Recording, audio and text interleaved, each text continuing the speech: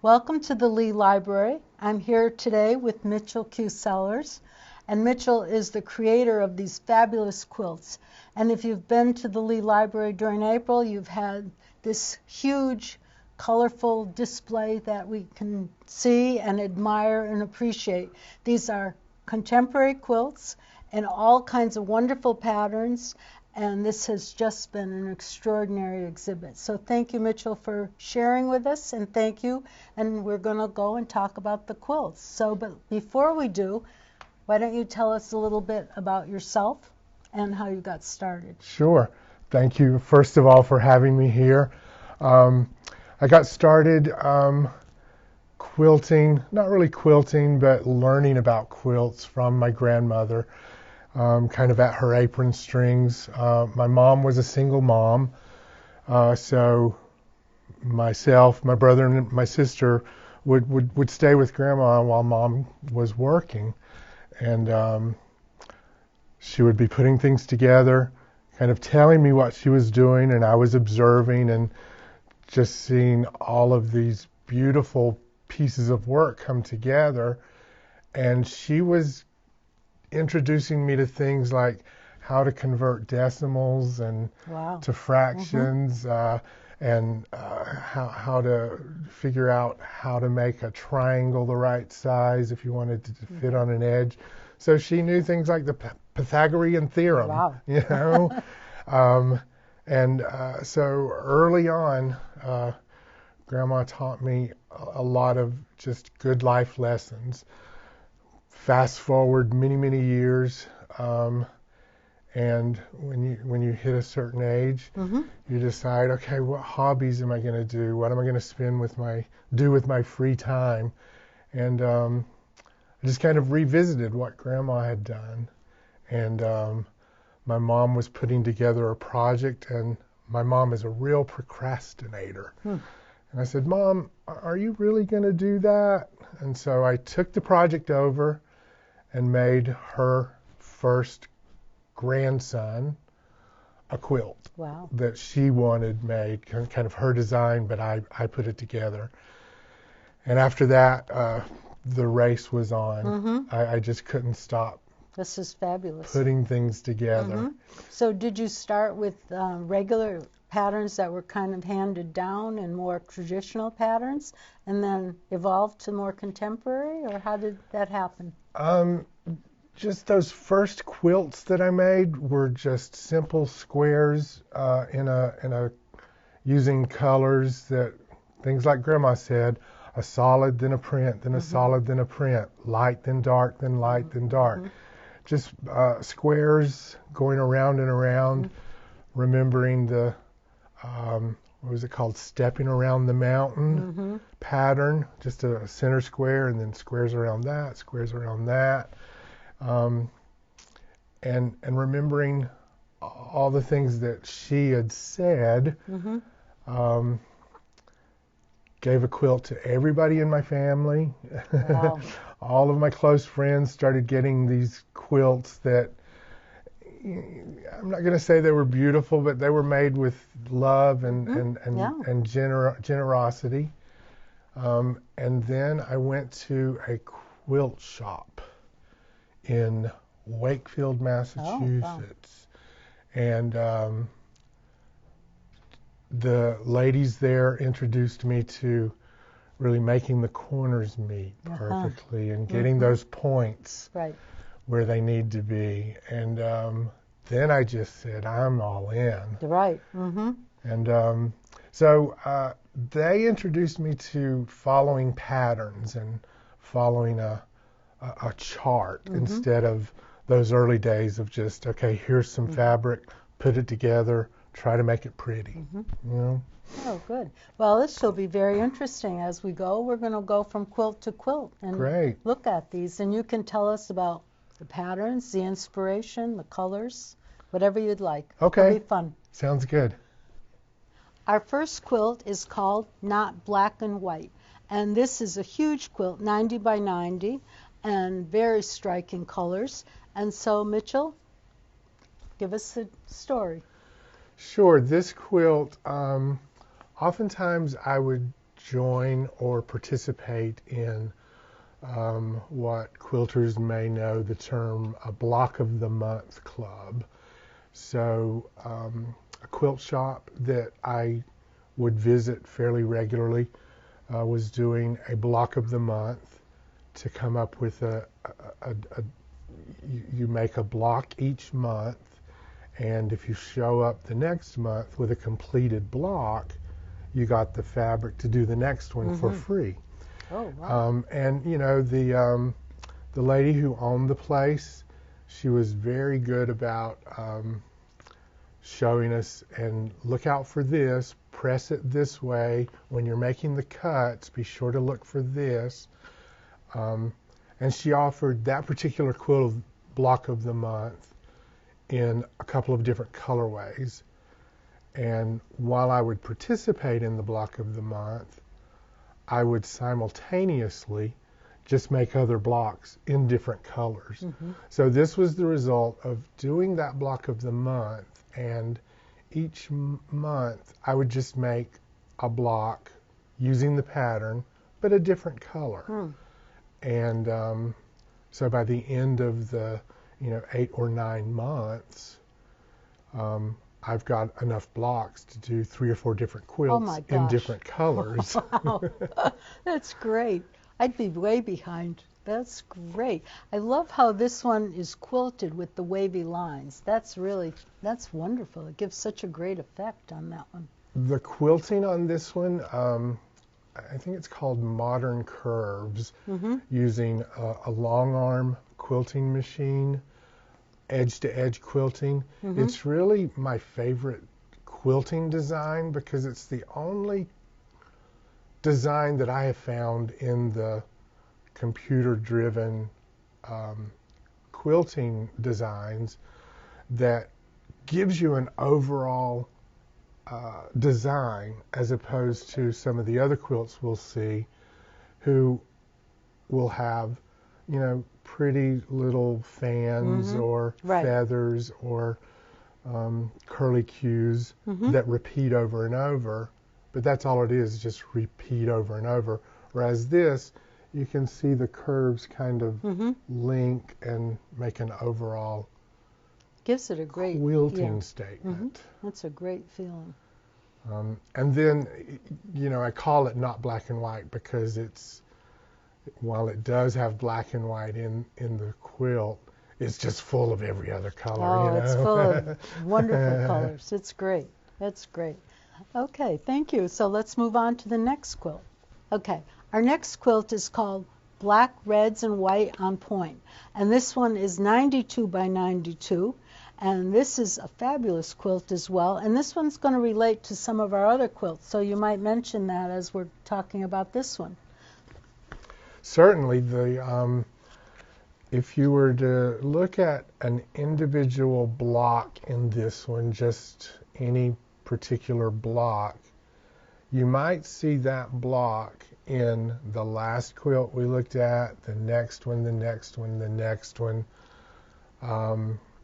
It's just in different colors, and it might be oriented on point as opposed to straight on, horizontally. Right.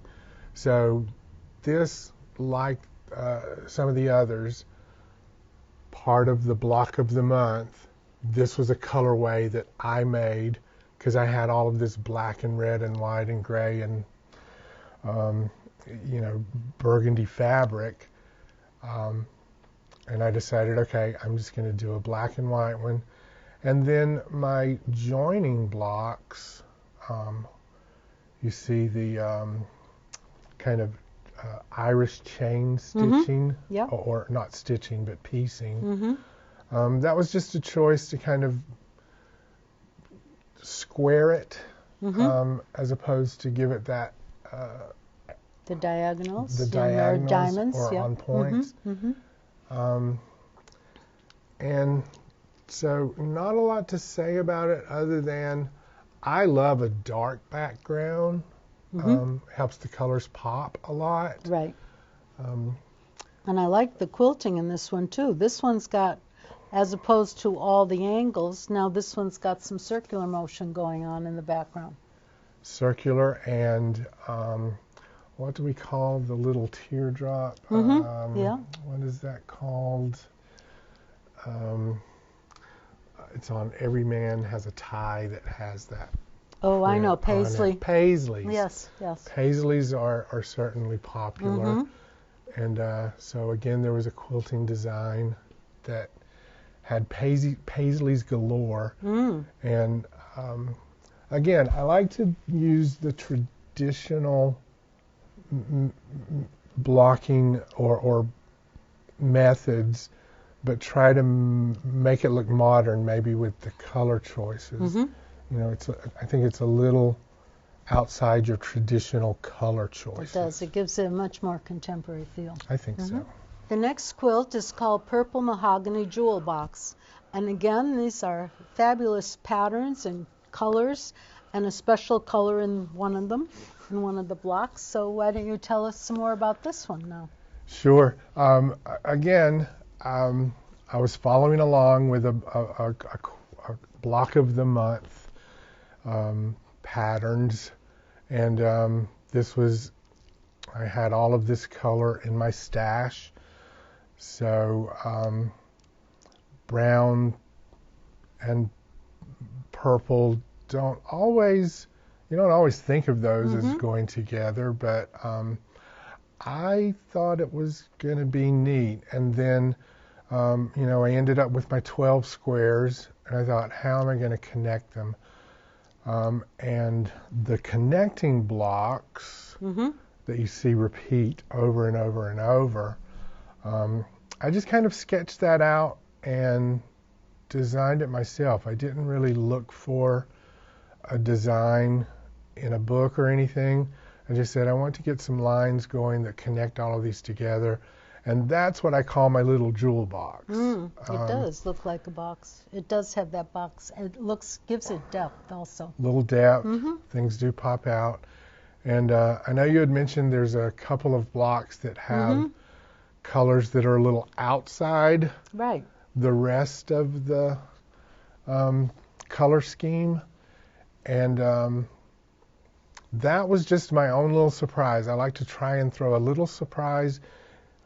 As we go through the quilts, you might see a block here and a block there that just has what some people might call a mistake, but it's not. It's I think just those are your jewels. that's the little jewels here and there. Those are your jewels. Those are great.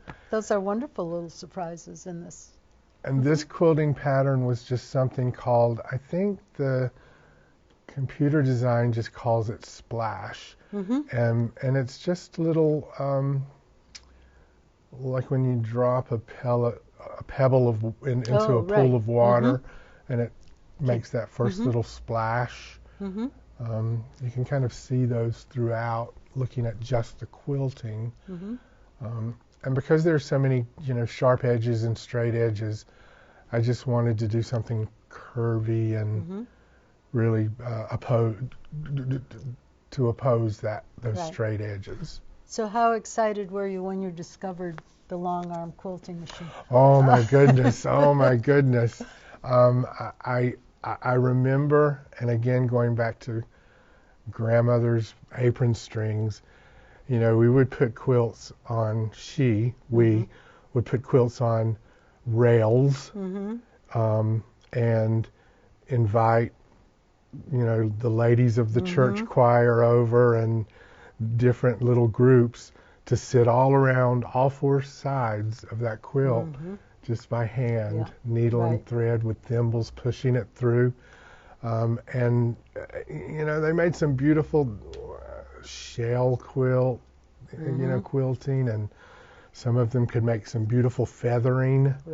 And if you in the bookcase, I have one of my first quilts, and it's hand quilted, and it's just, I'm going to say the word ugly quilting because the stitching is inconsistent and all over the place. And so, yes, when I learned about the long arm and just get a machine that will do it and keep going the same, It's so It smooth. opened up a whole new world. Whole new world. Yeah, that's great. And now we have Peachy Blue Star, a quilt that's 94 by 94 inches.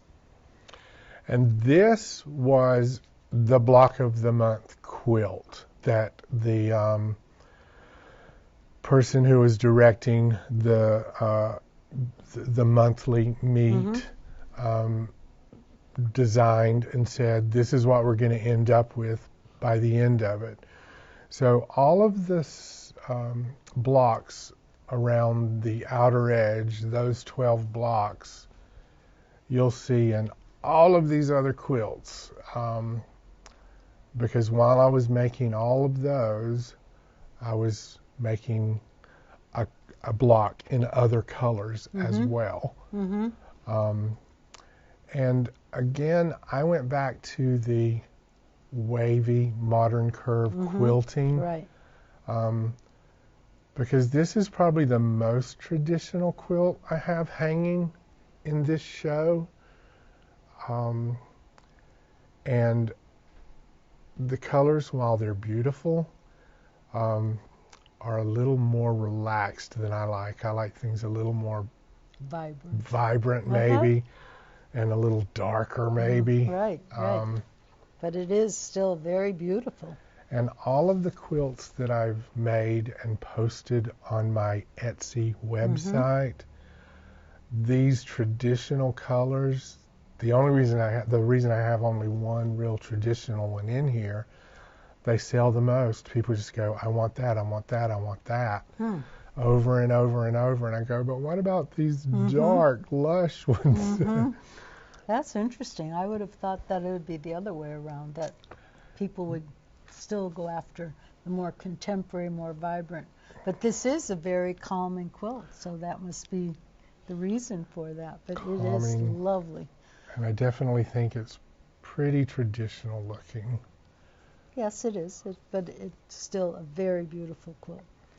So as we're going along, you have some of the similar or same blocks. Do you have a favorite block that you like to do better than others, or each one is a new discovery?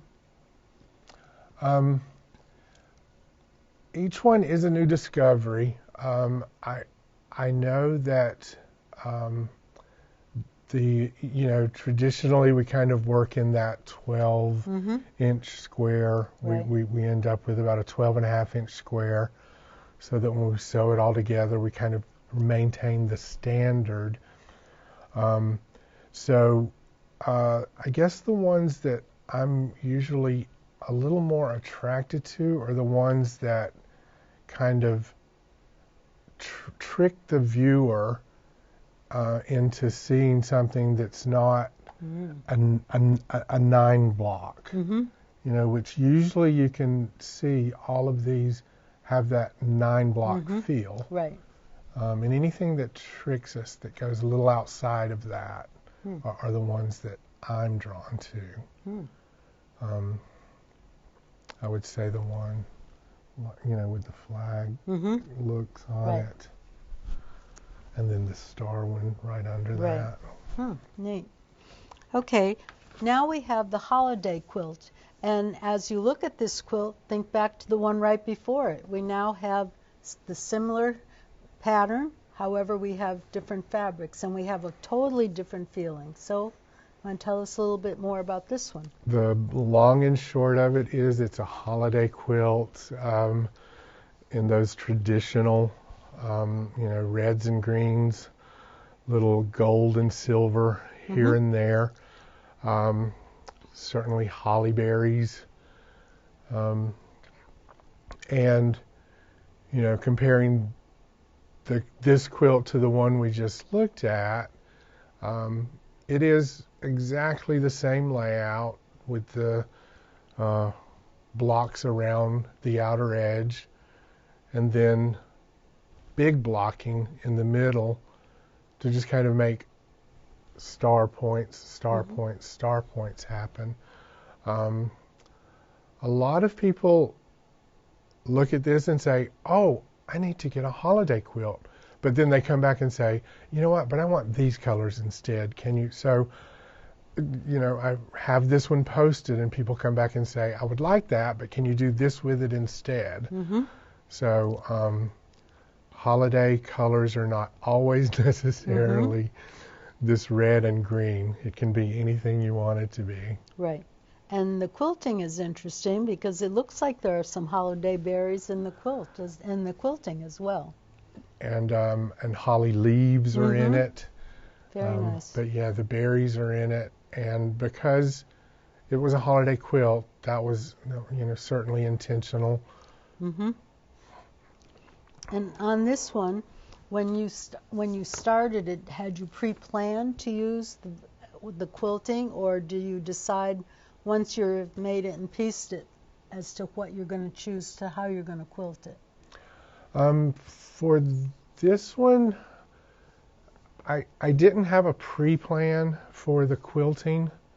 You know, when I got it all put together, showed up at the studio that day where I rent long arm machine, and just went through the catalog and said, what is going to run through the machine at a nice pace and doesn't have a lot of stops and starts in it, because that when the long arm stops and starts, it just slows the day down.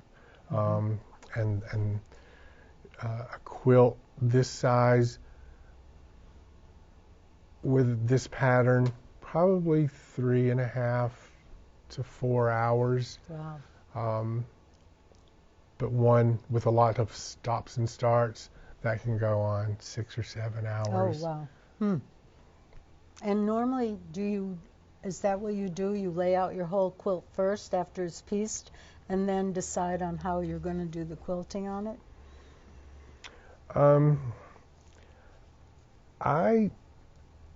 If I'm making it myself without a commission or a client that's asking me, can you do this or can you do that?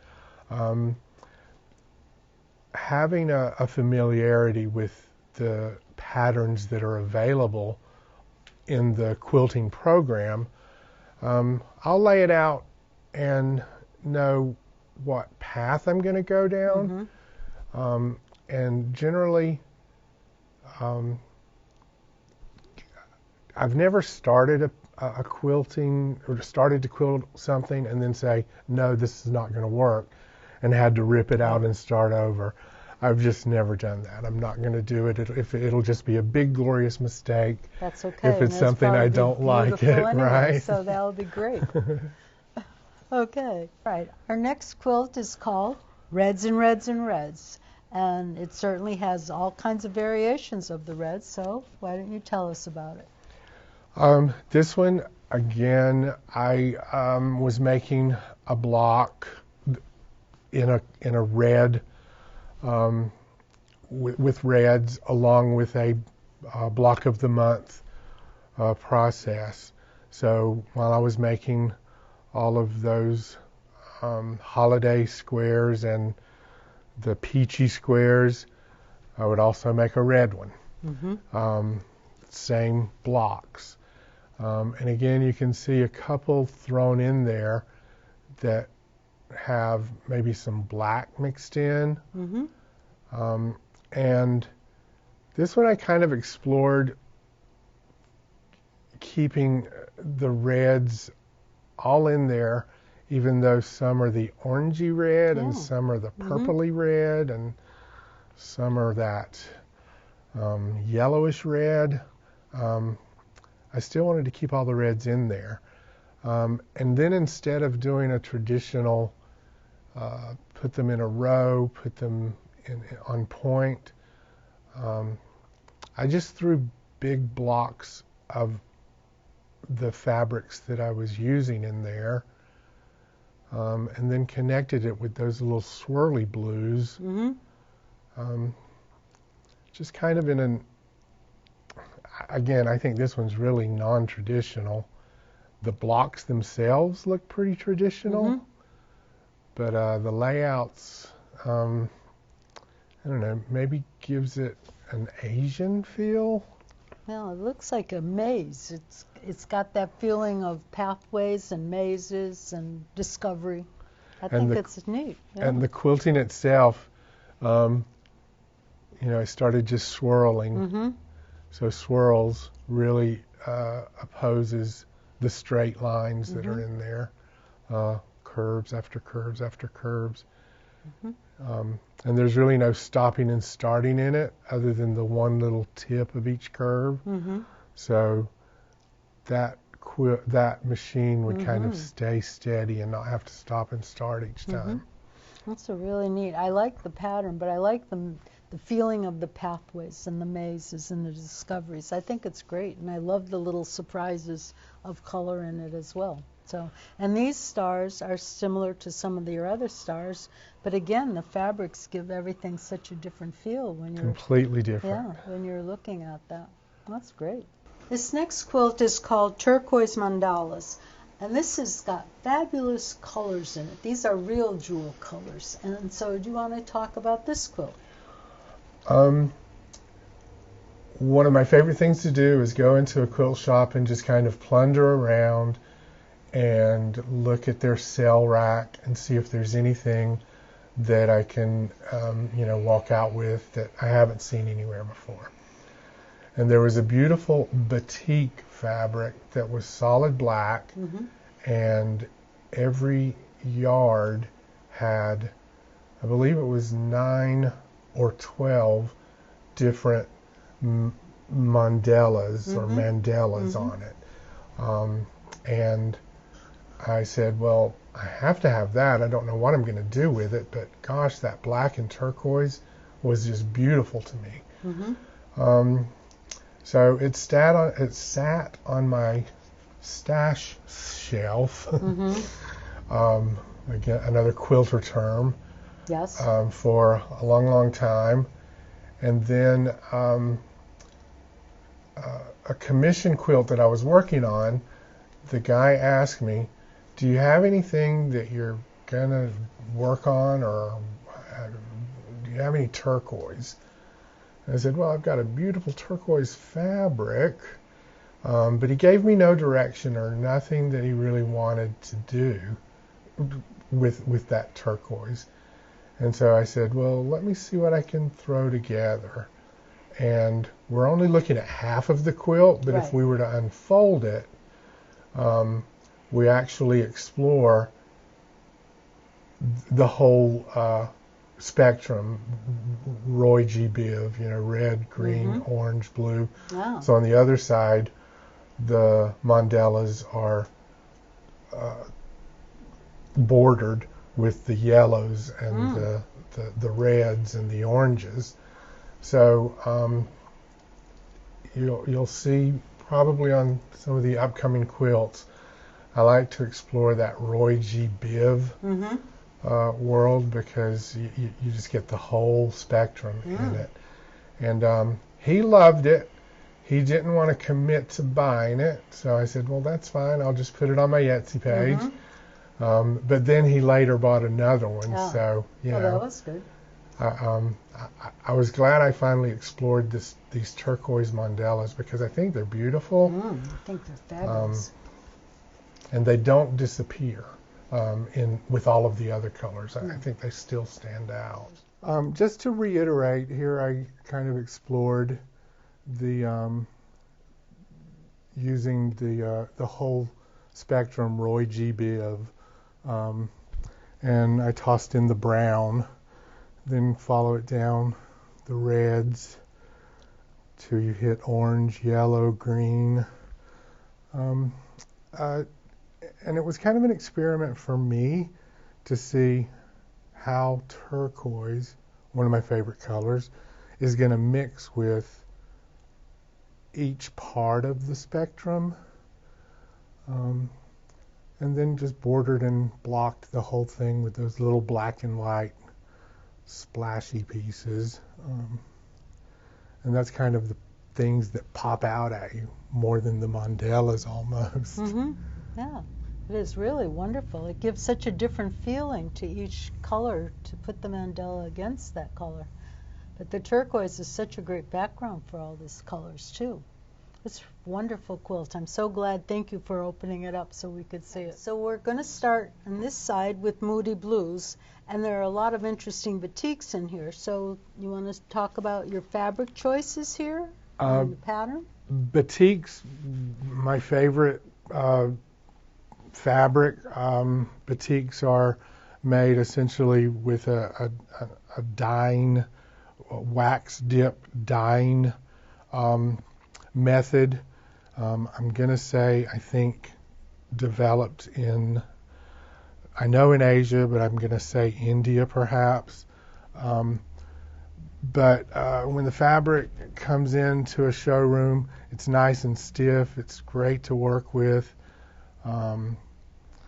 And the prints are just phenomenal. But this particular design, a lady at the quilt shop that I used to frequent back in Boston, she was doing this quilt in a similar colorway, and she invited me to join her, and she had where all of my dark blocks are. She was using blocks that blended in and really didn't pop out of the quilt as much. And when we both finished, it's hard for me to say which one I liked more, hers or mine. But essentially putting it together was making a big centerpiece, then moving out to 4 more blocks and doing 4 up there.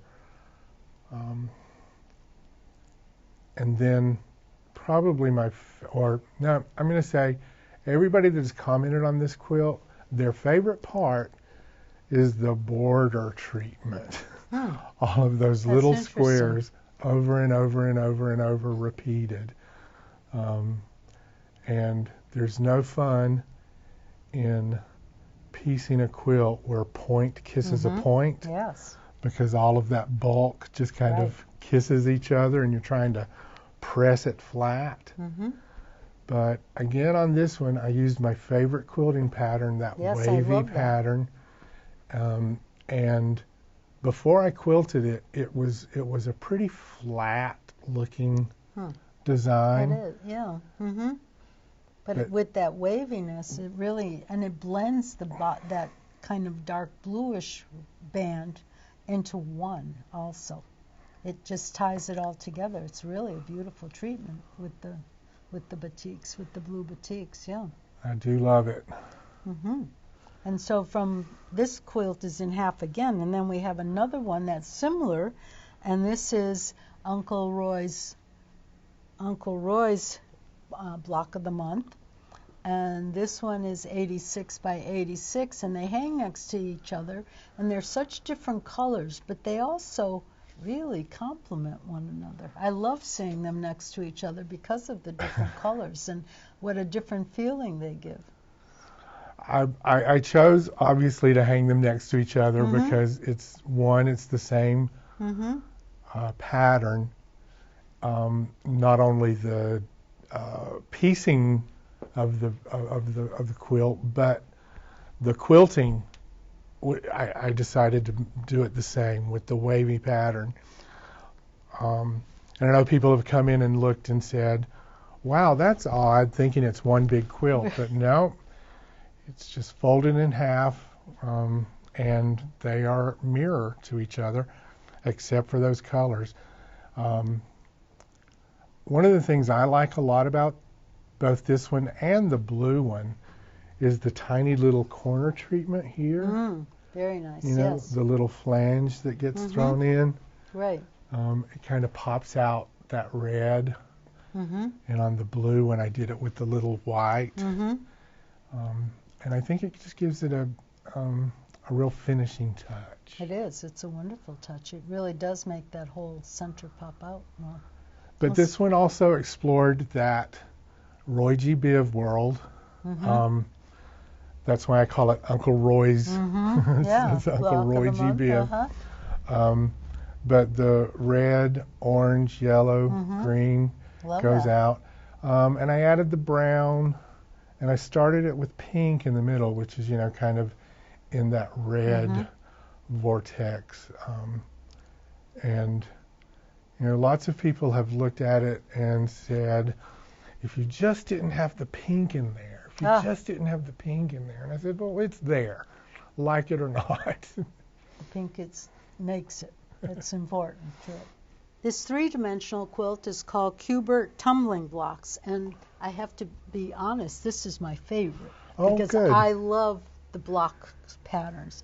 And I can even tell you each block has 18 pieces in it because I know that from this pattern. I love this pattern. So this is wonderful, and I love the kind of quilting you've done on it, which it gives also an extra dimension. So why don't you talk about the surprises and the surprise colors here and there and the blocks? I've always loved the tumbling block pattern. So do I. And when I would see them at a quilt show, I saw that there was all of those, and to some people it's a dirty word, but Y seams. There were Y seam galore. There's a lady quilter, I'd love to give her credit, but I can't remember her name. She developed this method where you can create the tumbling block with all straight seams, and you don't have to do that Y seam. And because it's got that three-dimensional look, this is my partner's favorite quilt also. You have to follow that tried and true light, medium, dark methodology, so that if light were shining on it, the lighter part is the top. The darkest part is kind of that to the left. So if you imagine a light shining onto it, where would the shadows lie?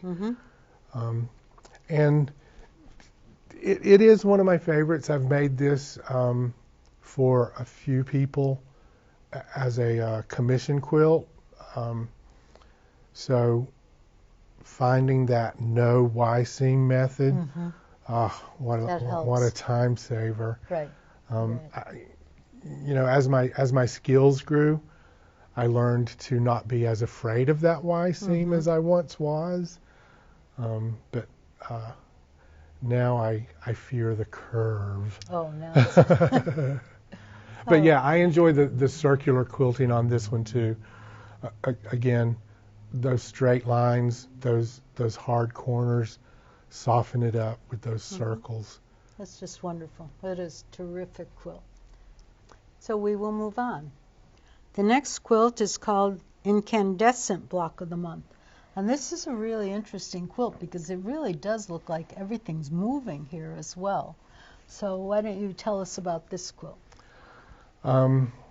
It's called Incandescent because it's named after the fabric line that was used to make the quilt. All of the fabrics were a gradient ombre. Some would go from light blue to dark blue. Some would actually transition colors. They would go from maybe yellow into green, but gradually and gradiently. And this particular pattern was one that I saw online, and I loved it. I wanted to try it. And the first couple of blocks that I made, I did not follow the cutting instructions as they were being given, and I was not giving the blocks the gradient or ombre effect that the quilt called for. Right. And so I kind of questioned whether or not I wanted to continue the path that I started, making things pretty traditional and solid, or do I want to try and go with the gradient that they were doing in the quilt. And so kind of compromised, did a little bit of both. Yeah. Okay. And, you know, you can see some of the quilts, the one up top right, that blue fade from light to dark. Right. Really, you have to lay out how you cut that on the fabric. You can't just say all of these triangles are going to be blue and these squares are going to be blue. It's like these are dark blue and these are light blue, and this is the middle of the gradient. So that was fun, and I enjoyed the focus that took. But the main reason that I liked this quilt was the connecting block, where with the 4 points in it. And when they all come together, it makes that little circle, if you will, that features each of the blocks. Because I'm not a big fan of sewing on a curve. Right. So I say, well, I'll use straight edges and kind of make a circle. But this definitely has a lot of movement in it, whether it's the ombre or whether it's the blocks, the way you've connected them. It definitely has lots of motion. It's very energetic and vibrant. And this one has gotten more feedback than most of the others.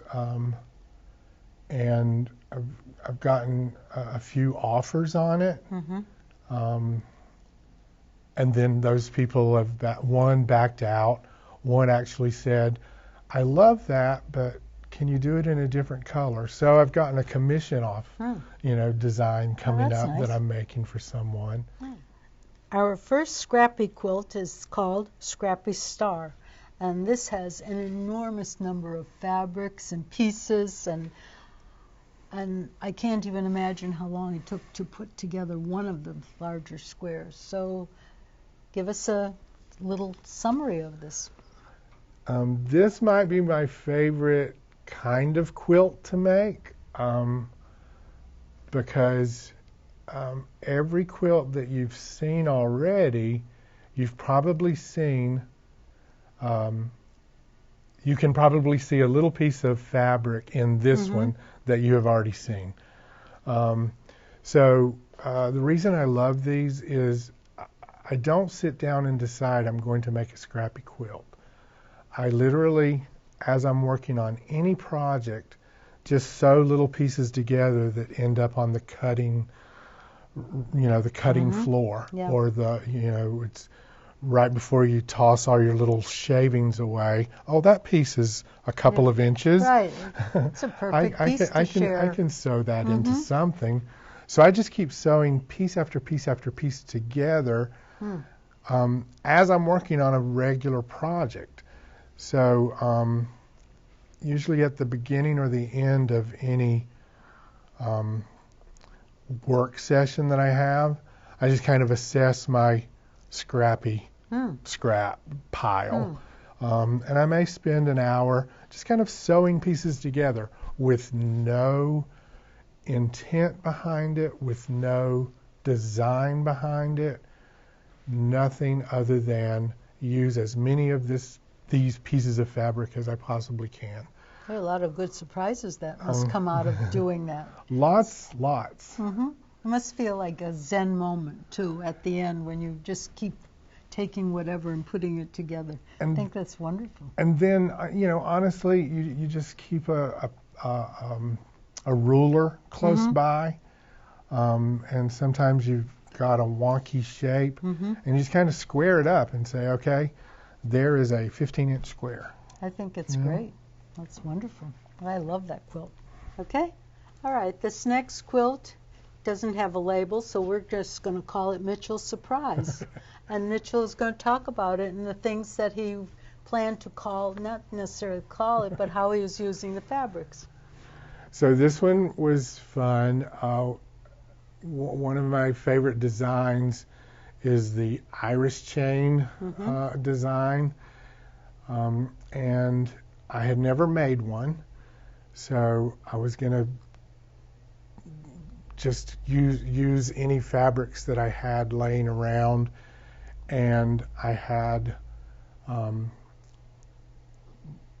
some of my first quilts that I made. I would go to a consignment shop where they sold clothing by the pound in Cambridge, and they would have this huge room with just piles of clothes, and you dug through and found something. So I started digging, and I found a Santa Claus suit made of what is the soft fabric? Flannel? Flannel. Flannel. That was in my stash. I found a choir robe. That was in my stash. So any piece of fabric that was big that I thought I could get a lot of fabric out of is things that I would grab in that by the pound kind of stash. And this one I was going to call it, Santa Claus and a priest go into a bar, because it was a choir robe and a Santa Claus suit. But then I had to throw some other colors in, and the name kind of went to the wayside. But it was my first Irish chain attempt, just kind of experimenting with those purples, and then throwing the quilting in with a kind of a medallion design in each of the open areas. And the chains really make a wonderful frame for each of those quilted designs. That really makes it stand out. So it's a lovely quilt. I like it, and this one is eventually going to go to, I'm not truly related, but my sister's mother-in-law has laid her eyes on this and loves purple, and has asked me 20 times, have you sold it? Have you sold it? Have you sold it? And so eventually my sister's going to get this to give to her. Oh, that's nice. This next scrappy quilt is called Scrappy Giblet Gravy. It's a wonderful quilt, and it's got great pieces in it, and some of it even looks like a game. So Mitchell will tell us more about it. This one, the reason it's Scrappy Giblet Gravy, my sister termed that phrase. She calls these scrappy quilts giblet gravy, because you kind of get everything in the gravy. Yep. And again, it's just like you said earlier, it's very zen to just sit with no real intention necessarily, but just a needle on a machine and just go zip, zip, zip, zip, zip. And, there is some concerted effort in making little pinwheels here and pinwheels there, and but no real focus on color placement or anything other than, I don't even really pay attention to color values next to color values, just pieces of fabric together, pieces of fabric together. I have made scrappy quilts where I gave a little focus to keeping the reds in this section, the oranges here, and the different colors on the color wheel, and it was nice. I liked it a lot, but then you're having to design again, and you're thinking again. Right. These not quite to me, as spontaneous as this, which is just wonderful. Go, go, go, go, go. Our next quilt is in browns and plums and beautiful colors, and it's called the Pineapple Shirt Factory. And so Mitchell will tell us about this one.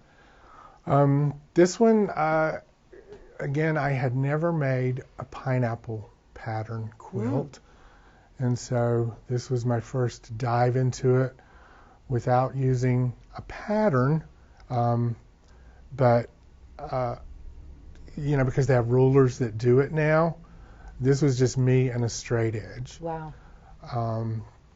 And the reason I call it Shirt Factory is all of those plaid fabrics that are in there. One of my relatives worked in a shirt factory where they made, right. you know, Yeah. millions of shirts every day. Yeah. And about once a quarter, they would have a remnant or a get rid of sale for the employees first, and then open to the public.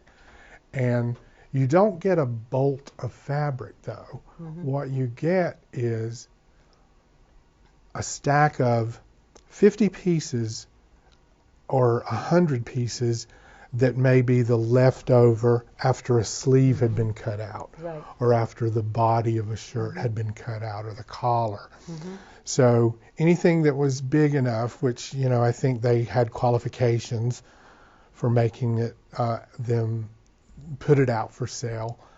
But, you know, I've got stacks of those that she gave to me, where you can make blocks, little squares or little strips, but you can't make a full 12-inch square because it's not a bolt of fabric. And I played with it and decided, okay, I'm gonna, you know, try to turn the plaid straight versus on the bias. And again, first time I ever did it, so cutting on the bias, we know, kind of gets the fabric a little wonky at times. It was successful overall, I think, but probably the next pineapple will look a lot better and more polished. You know? Well, I think this one looks wonderful. I don't think there's anything to feel badly about on this one. I love the browns especially, too. I liked using the plaid for the binding around the edge, too. That's a little surprise. That's a very nice surprise. Our last quilt now is Roy G. Biv's quilt, which is very bright, colorful, filled with all kinds of wonderful fabrics, some batiks, some not. So why don't you tell us more about them? So this was one of my earliest quilts, and it's called Roy G. Biv, using the first letter of the colors of the full color wheel: red, orange, yellow, Roy, letter G for green, and then Biv, blue, indigo, violet. So Roy G. Biv is a color combination that is kind of a theme for me. If you look at the program that I put together for the people who attended the show, the quilt on the front is a very traditional quilt, the double wedding ring, and I did all the rings again in the Roy G. Biv color scheme. In this one, it's kind of that traditional stepping around the mountain pattern. Start with red in the middle, orange is next, yellow is next, and this is probably the easy 5th or 6th one similar to this that I've made for people. People like to give it to a newly wedded LGBTQ member that can get married now and get a quilt for their wedding and have gift. A very special quilt on top of it. That's wonderful. So it's a color scheme that I like to explore, and I always love the outcome of them. It is. It's fabulous. Thank you so much, Mitchell, for sharing this wonderful show with us and your information about all these quilts. I look forward to seeing more of your quilts, and for the people that are watching, we're going to put the information on how to get in touch with Mitchell at the end of the film. So thank you so much. Certainly. Thank you so much for having me, and I really appreciate the whole staff here at the library. They've been so helpful and accommodating. I've gotten lots of wonderful feedback from the community that's come in to see it. And, you know, these will all be posted on my website, on Etsy. So please give them a view, give me some comments, give me some feedback. I'm always happy to explore any color combination, any design. Thank you so much. Thank It's been you. great fun going through with you.